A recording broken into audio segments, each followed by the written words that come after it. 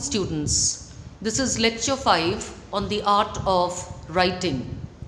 Now, earlier we had seen the use of intensifiers, idioms, metaphors, similes in our writings. Yes, now let us go to the next stage as to how we can improve our handwriting.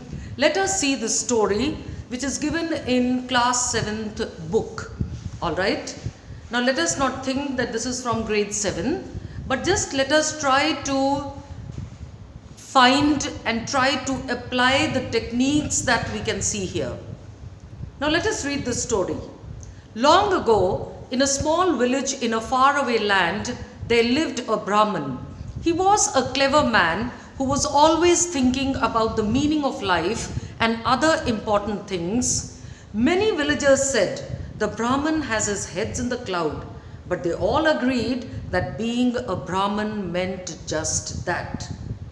Now just see the way the description has been given here. Now first of all we have that he has his head in the clouds. Now what is the meaning of this? It means a person who is unaware of what's going on frequently, and he is found daydreaming or lost in his own thoughts. That means he pays less attention to the here and now. Now the second thing that we have seen, we've seen this before using idioms, sayings, quotes or many other things, so we can use that.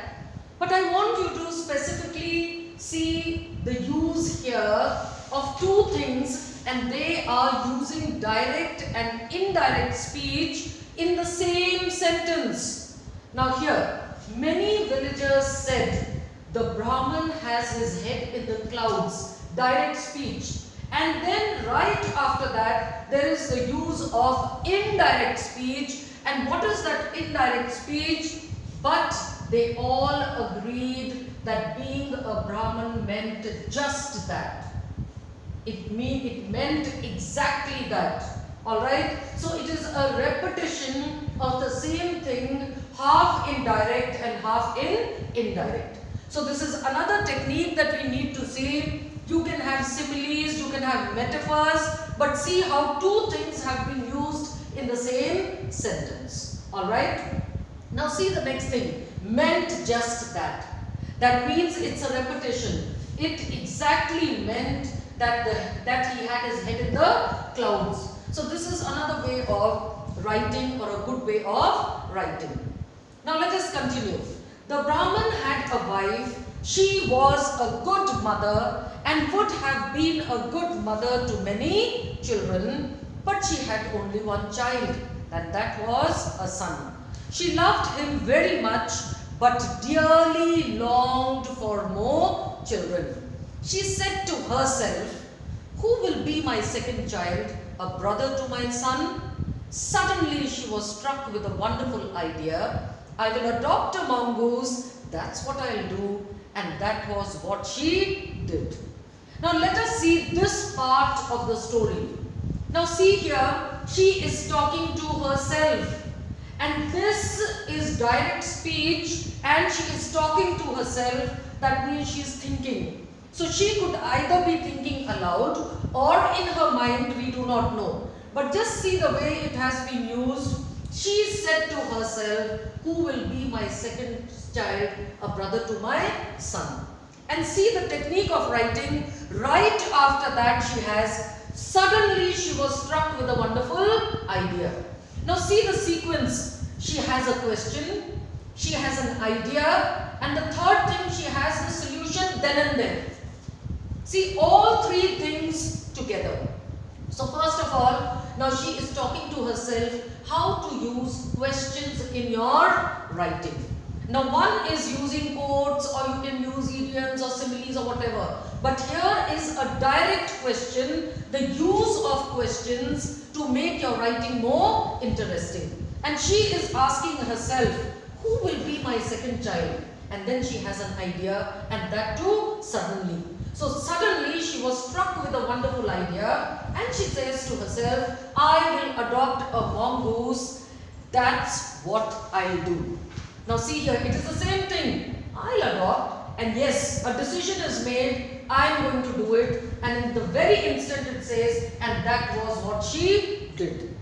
So see the way how we can use or we can play with language when we want to describe. So in this slide we have learnt how to use direct and indirect speech together in the same sentence. Asking questions, yes, so use of questions, and you don't need the answers from somebody else. You answer them yourself and you make the decision and you do it. Alright, so this is a beautiful way of writing. Next, it was a fine specimen. Now what was a fine specimen? The mongoose. And the Brahman's wife looked after him just as she would her own child. She washed and fed him with great care, and the mongoose and the son became like brothers. One day, the wife had to collect water from the well. It was a hot, dusty day, and the sun was at its highest. Alright, see, dusty day, alliteration. She did not want to take either of her children with her. She told her husband, "We need fresh water. I must go to the well. Can you please look after our sons?" As usual, the Brahman was lost in his thoughts. Now see, here there is a connection with the head being in the clouds. That means the Brahman was never where he should be. He was always lost in his own thoughts. Yes, so here we are reminded of his quality or the characteristic that the Brahman has, and it is a reminder that maybe or as usual. See, it is a connective as well. It tells you, or it is repeating the quality of the Brahman, that he was lost in his thoughts. "Do you hear me?" she repeated. The Brahman nodded his head, but who knows whether he heard her or not. See another technique. Now it is answering, it is doubt. Now see, it is the person is saying yes, and in that very sentence, by using but, the sentence becomes doubtful. So this is another technique that you are questioning yourself, but who knows whether he heard it or not. So this is another way of describing yourself or putting your thoughts and opposite thoughts in the same sentence. About 10 minutes later, he wandered off and sat under a shady tree to think more deeply about an important matter that had been troubling him.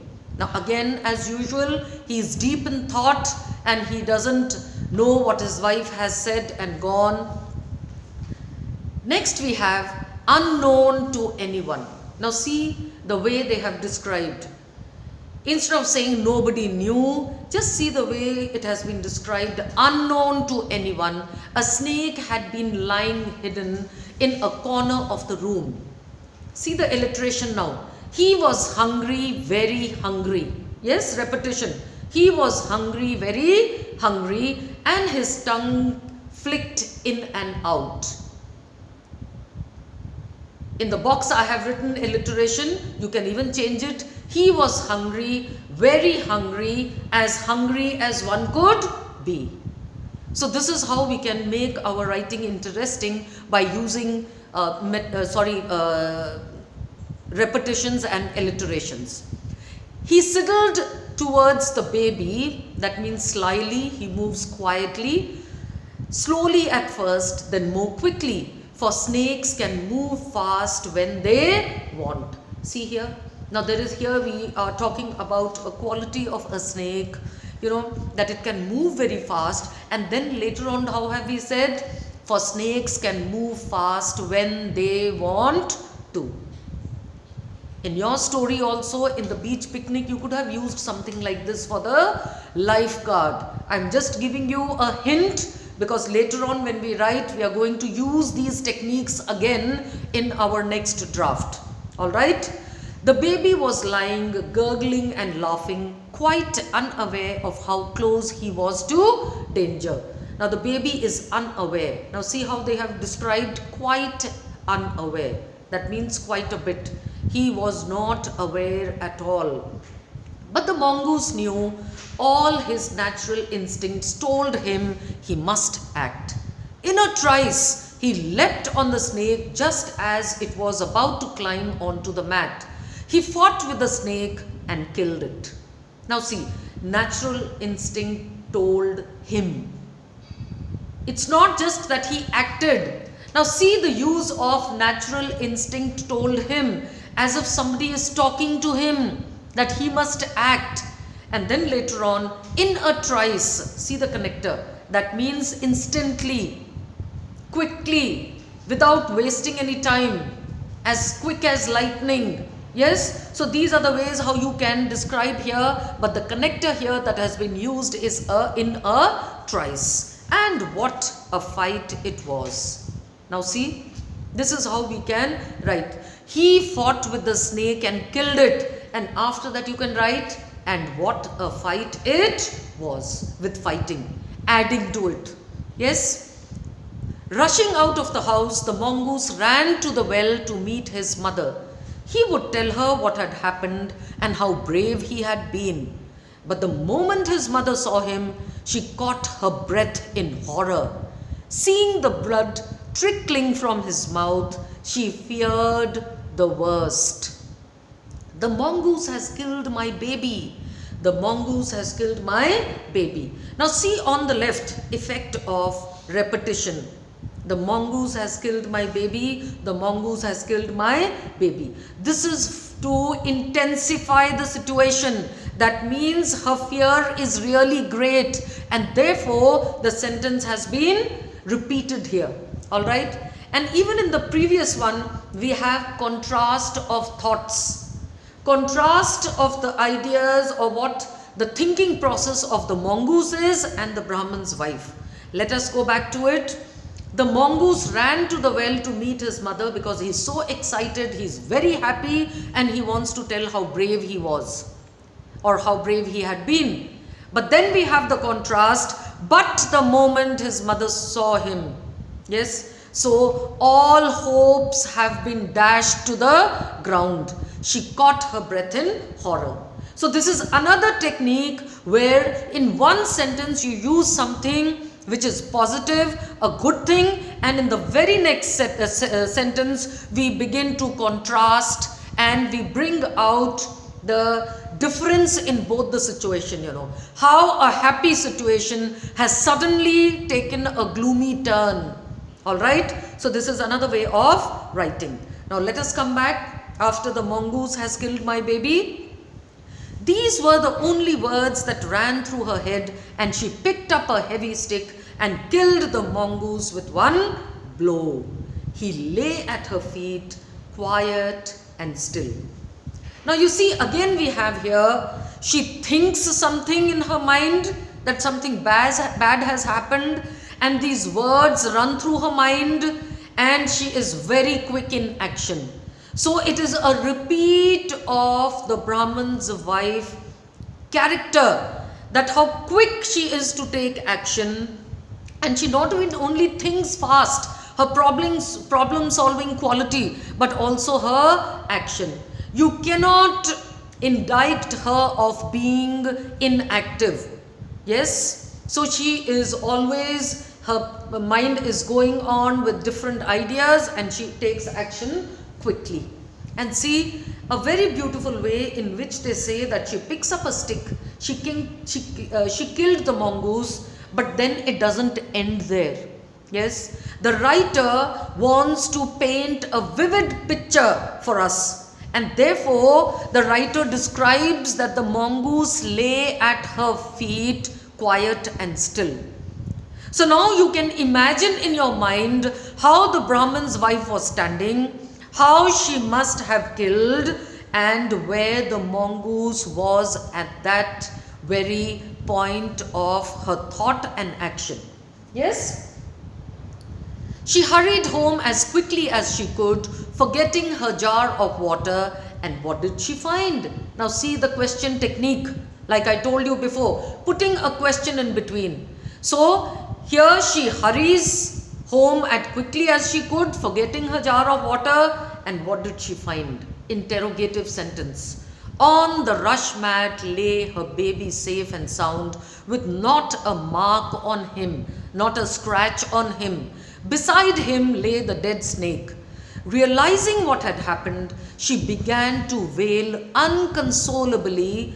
Tears streamed down her face. Now here we have a strong depiction of emotions, and therefore there are two sentences on her wailing and her tears. So whenever we feel intensely about something and we want to say something about that intense situation, always make sure that the first sentence follows with the same emotion with the second sentence. All right? Don't go to the next topic. Otherwise, there will be no connectivity in your work. When the Brahmin came back, she turned to him in anger and sadness. Now see, her anger, her remorse, or her sadness turns to the Brahmin. Whenever anything bad happens, you always look for someone to blame or to put the blame on. And this is what happens in anger. And it is a very, very quality. We should always refrain from it. Whenever we make a mistake, don't put it on the next person or the other person. You did not do your duty. You failed your children and must know the pain of grief and loss, for nothing will bring back our son. Blame game. Shifting the blame on someone else. Yes? The Brahmin sat with his head in his hand. He then left the house to bring back the body of his dead mongoose child. So we have another quality of the Brahmin. He moves on. He puts all things behind. That means not delving on the past. Being very quick, go on to the next step and finish it. Yes? So on your right you have that the Brahmin's wife has this bad quality of deciding in a split of a second.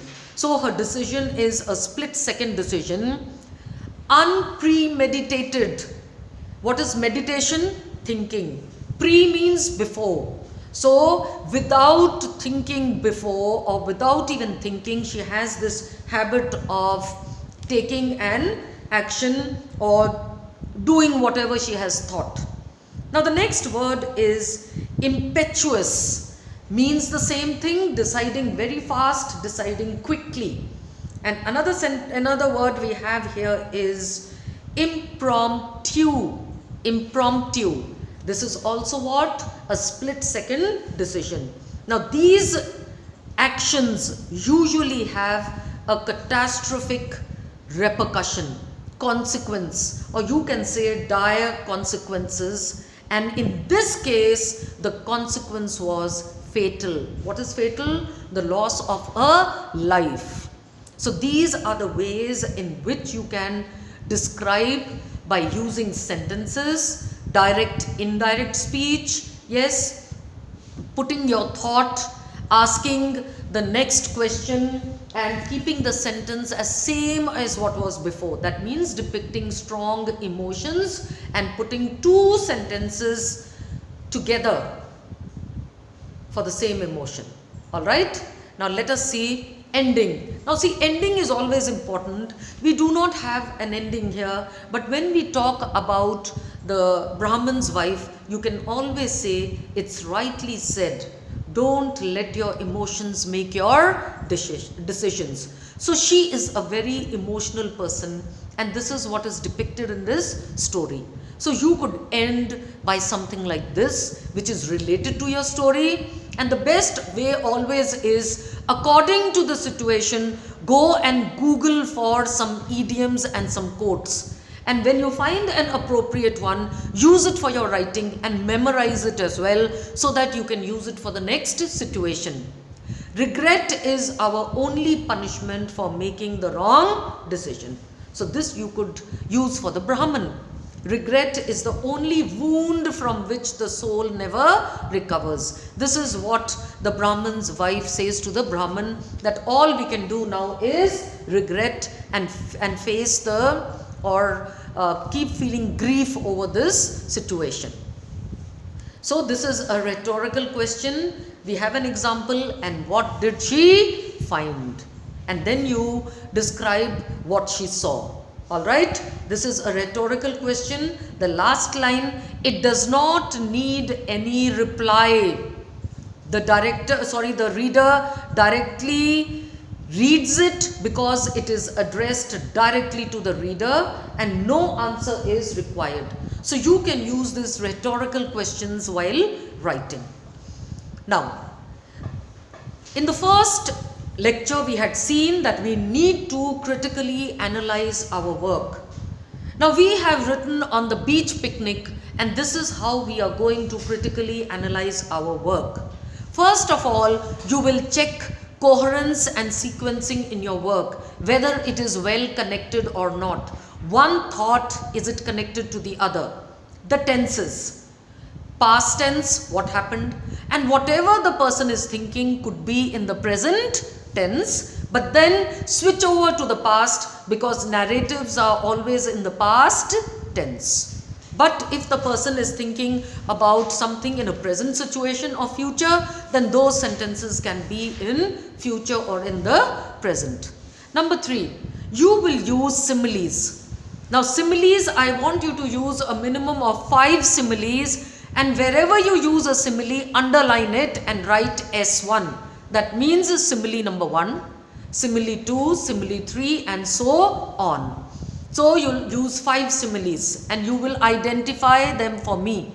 Then you will use 15 to 20 intensifiers, metaphors or good vocabulary, and you will underline them and you will write. What is that I? It is capital I, intensifier, intensifier 1, intensifier 2. Yes, and then metaphor 1, metaphor 2 or vocabulary 1, vocabulary 2. Underline and write this V1, V2, M2, M1 on top of that word or the sentence so that I know what you have understood and what you exactly want to convey. Alliterations is repetition, A1, A2. Yes, rhetorical questions, RQ1, RQ2. Now in your entire writing, minimum 2 questions should be there. Number 5, quotes or sayings. There should be one quote or saying throughout the writing. You could use it in the beginning or in between, but one quote should be somewhere around the ending. Alright? Underline and use the quotes that I have given, and this is just a minimum. It is compulsory for you to use that many similes, intensifiers, alliterations. Alright? But you could use more than these. And the last thing and most important, you have made spidergrams, but none of you have used the information from the spidergram while writing. So refer to your spidergrams and add that information as well. So your homework is second draft, beach picnic, see the corrections that were made earlier, today's inputs, and please send in the second draft. This is all for today. Thank you.